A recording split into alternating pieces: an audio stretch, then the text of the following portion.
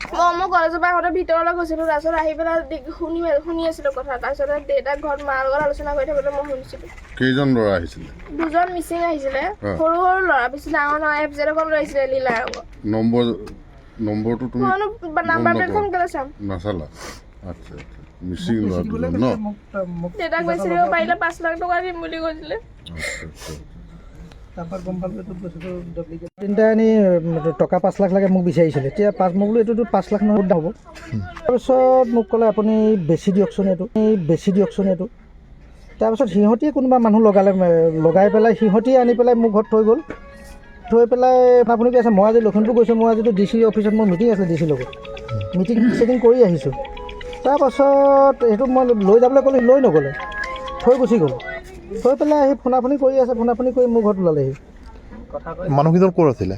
মানুহকেইজন এইফালৰ মই চিনি নাপাওঁ, কিন্তু এই চিলাপথাৰ ছাইডৰ নেকি এনেকৈ বুলি মই অনুমান কৰিছোঁ। নাম চাম আপুনি বা ঘৰ ক'ত কি কথা এইবিলাক নাজানে? মই চিনি নাপাওঁ। এটা মুছলিম আৰু এটা মিচিং নেকি, আৰু এটা নেপালী ল'ৰা। 3জন আহিছে? এটা মিচিং ল'ৰা, এটা নেপালী ল'ৰা। আজিৰ দিনত? নাই আজি নহয়, কালি। অঁ, কালি নহয়, পৰহি দিনা।